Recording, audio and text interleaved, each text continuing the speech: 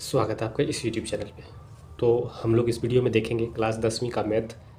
ठीक है, तो चलिए हम लोग बिना समय गवाए ये वीवीआई प्रश्न को देख लेते हैं, क्योंकि हम लोग लॉन्ग क्वेश्चन का नहीं देखे हुए थे एक भी वीडियो, तो हम लोग लॉन्ग का देखते हैं, है ना।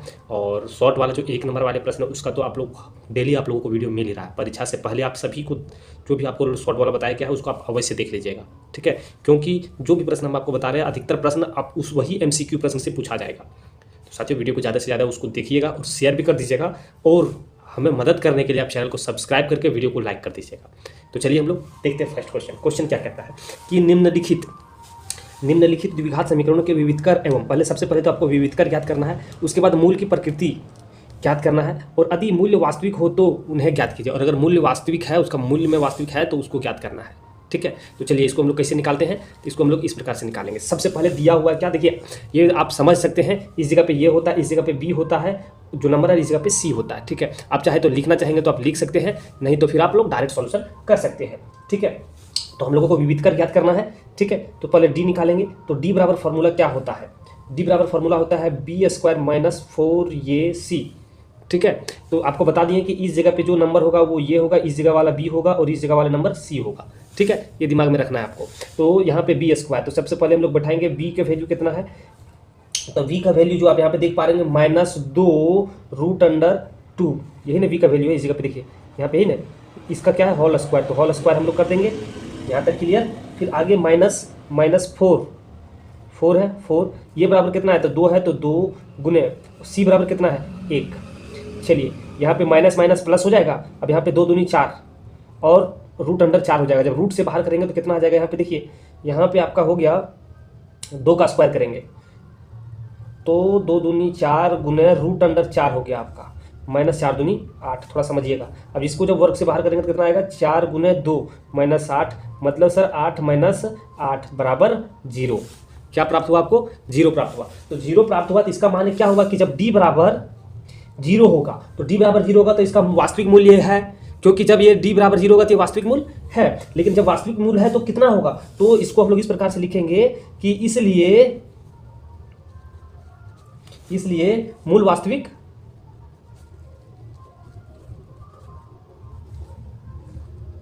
एवं बराबर है। इसका तो मूल्य अब निकलेगा, लेकिन जब मूल्य निकलेगा तो वो वास्तविक होगा और बराबर में निकलेगा, मतलब ठीक है बराबर, मतलब दोनों भी मूल्य जो प्राप्त होगा वो बराबर प्राप्त होगा। तो फिर आगे हम लोग थोड़ा सा कर लेते हैं। ठीक है, चलिए अब यहाँ पे देखिए इसका फॉर्मूला होता है, वास्तविक जब मूल्य है, मूल्य ज्ञात करने का एक फॉर्मूला होता है। क्या होता है, तो यहाँ पे मूल्य ज्ञात करने का फॉर्मूला होता है कि मूल्य बराबर क्या होता है, कि मूल्य बराबर होता है कि -b + √d बटे 2 ये एक सूत्र है। ठीक है, ये सूत्र है, हम लोग बैठा दिए। तो b बराबर कितना है, तो b बराबर आप लोग तो अभी देख ही चुके थे कि सर b बराबर कितना है, माइनस है, तो -2√2 लिखे हुए थे b बराबर, प्लस माइनस d बराबर कितना है 0 लिखे हुए थे हम लोग, ये जानते हैं कि नहीं। चलिए √d है तो यहाँ पे 0 बैठाएंगे, और यहाँ पे 2 गुने ये बराबर कितना है, तो ये बराबर 2 लिखे थे। यहाँ तक क्लियर, ये माइनस और ये माइनस क्या हो जाएगा आपका प्लस, और यहाँ पे 2√2 बटे 2 गुने 2, तो यहाँ पे 2 टाइम्स लिखेंगे, या क्योंकि एक प्लस में था और एक बार माइनस में था। तो जब यहाँ पे हम लोग बैठाएंगे प्लस √0, तो 0 को जब बैठाएंगे तो वही निकलेगा। और फिर यहाँ पे एक दूसरा क्या निकला, यहाँ पे 2√2 बटे 2 गुने 2, और यहाँ पे क्या निकला -0। ठीक है, आगे देखिए, ये समझाने के लिए स्टेप बढ़ा दिया था, वहीं पे आंसर यहीं पे लिख देते। यहाँ से 2 और 2 कट गया। अब यहाँ पे √2 और 2 है, तो यहाँ पे अभी आपको बताएं कि जब पीछे वाला जो हम लोग यहाँ पे सॉल्व किए थे, इसमें क्या आपको बताए थे, इसमें हम आपको बताने का प्रयास किए थे कि जब ये इसको गुना किए थे तो यहाँ पे √4 आया था, और 4 को हम लोग यहाँ पे 2 लिखे थे, तो यहाँ पे 2 गुने 2 हो सकता है इस जगह पे ना। तो हम लोग क्या करेंगे, यहाँ पे इसको लिख देंगे, यहाँ से कट गया रूट और यहाँ से √2 बच गया। वही सेम कहानी यहाँ भी होगा, और यहाँ पे √2 बच गया। क्या निकला, 1 बटे √2 और 1 बटे √2, ये निकल के सामने आ गया, और ये आपका आंसर हो गया। देखिए दोनों बराबर है। ठीक है, तो इस प्रकार से आपको इससे एक प्रश्न रहने वाला है। ठीक है, ये प्रश्न जो अभी हम आपको बताए हैं, ये प्रश्न से मतलब कि इस तरीके से एक प्रश्न अवश्य रहेगा। उसमें सिर्फ क्या करेगा बदलाव, उसमें कुछ नंबर बदल देगा। ठीक है, इस जगह पे नंबर बदल देगा, और आपको हम कुछ गैस क्वेश्चन देते हैं, इसी तरीके से आप जरूर कर लीजिएगा। ठीक है, ये आपको हम 4 प्रश्न बता रहे हैं। ये चारों प्रश्न को आप अच्छे तरीके से देख लीजिए। जैसे कि हम इसका आपको हल दे दिए और ये तीनों का आप अगर कमेंट करके बताएंगे तो हम कल सुबह तक आप लोगों को ये इसका सॉल्यूशन प्रोवाइड करवा देंगे, अन्यथा आप लोग देख लीजिएगा। ठीक है, ये 3 प्रश्न और आप क्लियर कर लीजिएगा। ठीक है, अगर आपके परीक्षा में इस टॉपिक से प्रश्न आता है तो बस यही 4 प्रश्न में से एक रहेगा। ठीक है, ठीक है, चलिए नेक्स्ट प्रश्न को हम लोग देखते हैं। और ये सभी, तो चलिए हम लोग देखिए नेक्स्ट क्वेश्चन के ऊपर आ गए। पानी पीने वाला एक गिलास है, ठीक है, और 14 सेंटीमीटर क्या है, 14 सेंटीमीटर ऊंचाई वाले एक शंकु के एक छिन्नक के आकार की उसकी एल बराबर कितना में लिखिए, ऊंचाई एच बराबर कितना दिया हुआ है, 14 सेंटीमीटर आकार की 2 वृत्ताकार सिरों के व्यास, और 2 गिलास में 2 सिरा होता है, एक बड़ा वाला एक छोटा वाला, सिरों का व्यास जो है वो 4 सेंटीमीटर और 2 सेंटीमीटर। इस गिलास की धारिता आपको ज्ञात करना है। क्या ज्ञात करना है?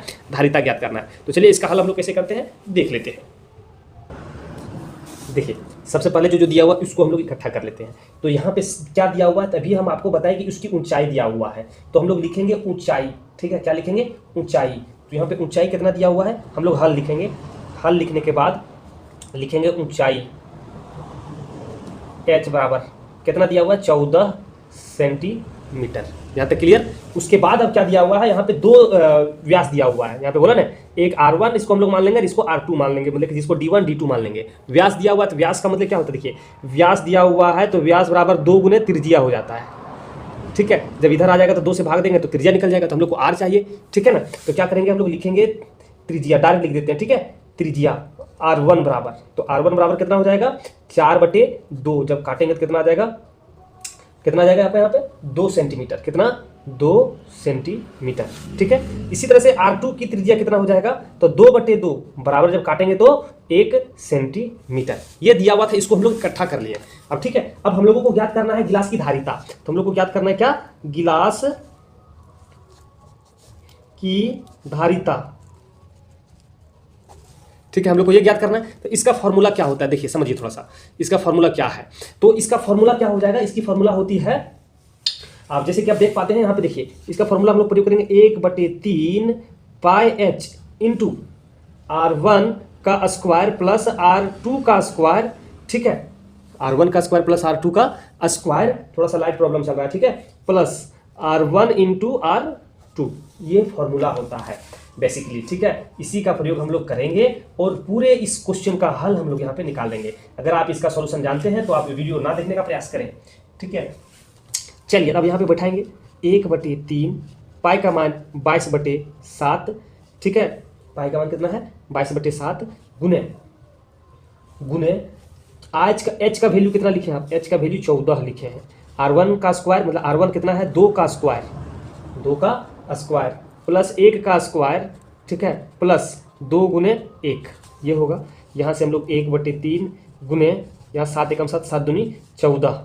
ठीक है, तो 22 गुने 2, ब्रैकेट में 2 दूनी 4, 1 2, कितना निकल के आ गया आप लोग देखो, 1/3 गुने 22 गुने 2 गुने कितना हो गया आपका, 4 और 1 5 और 2 7।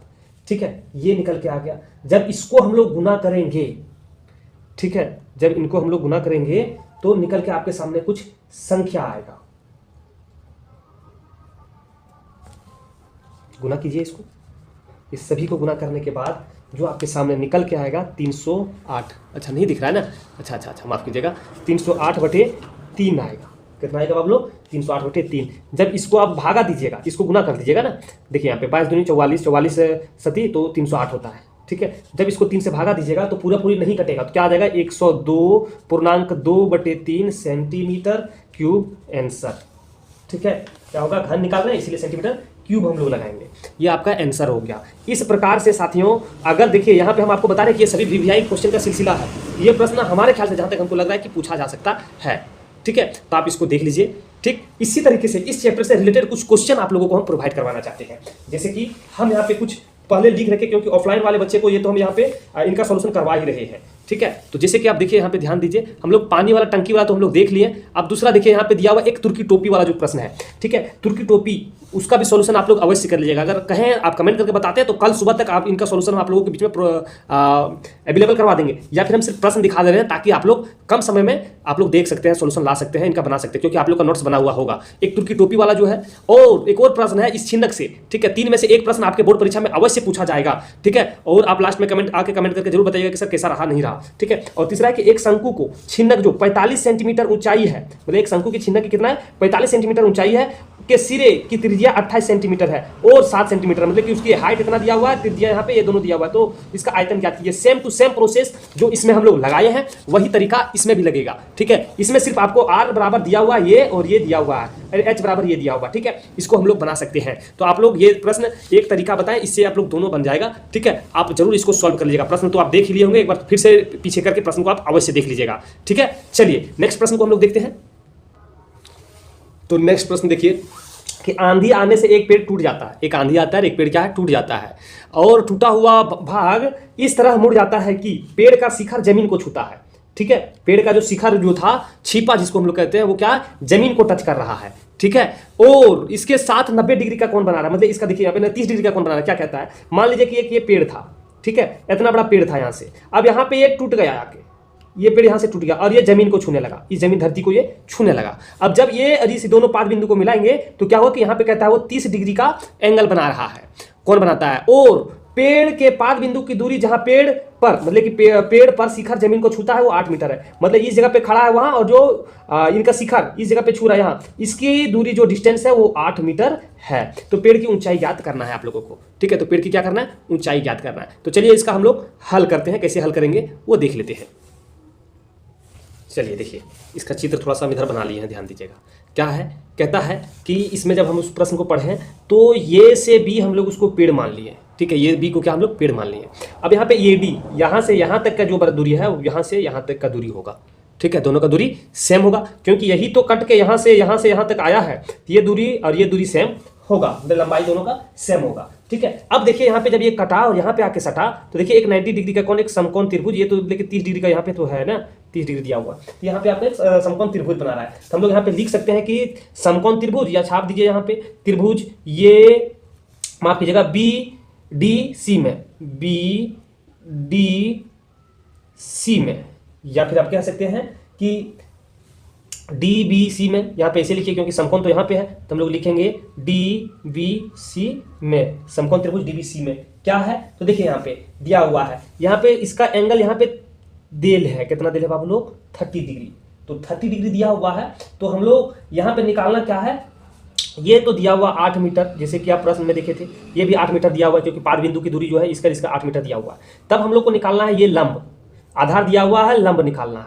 तो यहाँ पे हम लोग लिखेंगे tan 30 डिग्री बराबर क्या होता है, लंब बटे कर्ण, मतलब लंब बटे आधार, यही होता है, लंब बटे आधार। तो लंब बराबर कितना है, तो यहाँ पे बी डी बटे आधार बराबर बी सी, ठीक। तो tan 30 डिग्री का वैल्यू कितना होता है, tan 30 डिग्री का वैल्यू 1/√3 होता है, बराबर बी डी का, तो बी डी दिया हुआ नहीं है, उसी को तो निकालना है। बी डी बटे बी सी बराबर 8 दिया हुआ है यहाँ पे, ठीक है। बी सी बराबर कितना, 8 दिया हुआ है। अब यहाँ से केचिया गुना आप कर सकते हैं, तो बी डी गुना √3 बराबर 8, इसलिए बी डी बराबर 8/√3, ठीक है। इसको हम लोग क्या समीकरण 1 मान लेंगे, ठीक है।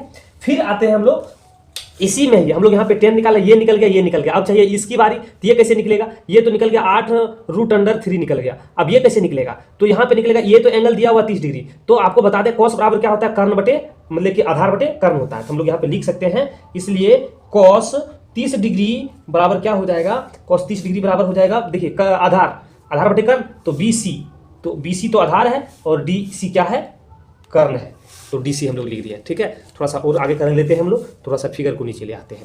अब यहाँ पे देखिए cos 30 डिग्री का वैल्यू कितना होता है, तो cos 30 डिग्री का मान जो होता है वो √3/2 होता है, बराबर बी सी तो 8 देल है बाबू लोग, और डी सी यही तो निकालना है हम लोग को, डी सी। अब यहाँ से केचिया गुना आप कर सकते हैं, तो डी सी गुना √3 बराबर 8 गुना 2 है ना, 8 गुना 2 निकल के आपके सामने क्या आया कि DC बराबर निकल के आया 16/√3, ठीक है। ये निकल के आ गया, इसको हम लोग समीकरण नंबर 2 मान लेंगे, ठीक। अब यहाँ पे पेड़ की ऊंचाई हम लोगों को ज्ञात करना है, तो पेड़ की ऊंचाई, वही ना ज्ञात करना है। तो पेड़ की ऊंचाई बराबर क्या होगा उसको समझिए। सबसे पहले पेड़ की ऊंचाई कैसे निकालेंगे हम लोग। पेड़ की ऊंचाई बराबर क्या है, तो ये पेड़ आपका है, देख रहे हैं, तो यहां से यहां तक कितनी, यहां से यहां तक और यहां से यहां तक जोड़ देंगे निकल जाएगा। तो हम लोग क्या है यहाँ पे देखिए, पेड़ की ऊंचाई क्या है आपका, ये डी जोड़ डी बी, यही है ना बाबू लोग। चलो देखो AD बटे BD है, तो ये डी, यह भी आपको बताए थे यहां से यहां तक जो भी लेंथ होगा वही लेंथ यहां से यहां तक होगा।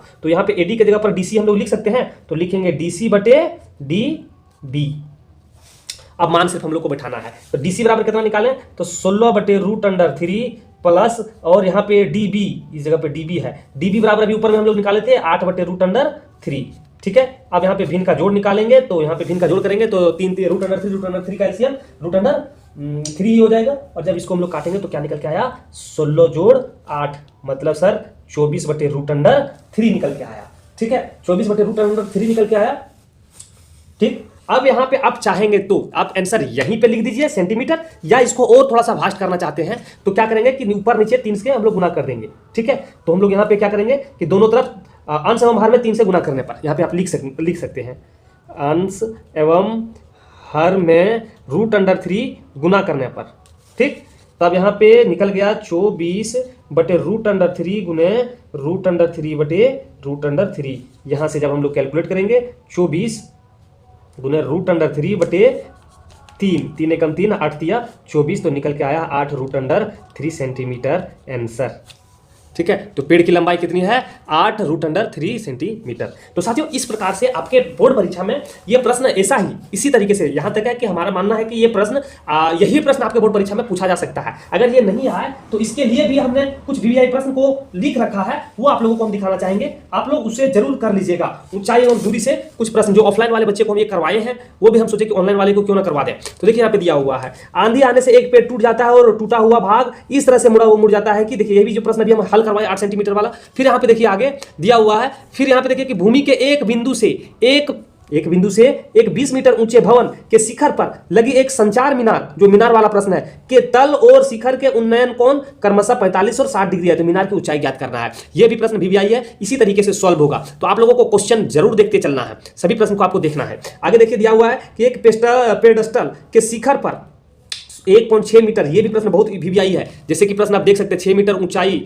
मूर्ति लगी हुई है, भूमि के एक बिंदु से मूर्ति के शिखर का उन्नयन कोण 60 डिग्री है और उसी बिंदु से पेडेस्टल के शिखर का उन्नयन कोण 45 डिग्री है। तो पेडेस्टल की ऊंचाई ज्ञात करना है, ये आपको ज्ञात करना है। और इसी चैप्टर से एक और VVI प्रश्न आप जैसे कि देख सकते हैं, दिया हुआ मीनार के आधार से और एक सरल रेखा के 4 मीटर और 9 मीटर की दूरी पर स्थित है, तो 2 बिंदु से मीनार के शिखर के उन्नयन कोण पूरक कोण को सिद्ध कर रहे हैं कि मीनार की ऊंचाई 6 मीटर है। तो ये भी 4 प्रश्न आप जरूर देख लीजिएगा। अगर आपके परीक्षा में ऊंचाई एवं दूरी, हाइट एंड डिस्टेंस से प्रश्न आता है तो यही 4 में से एक जरूर आएगा।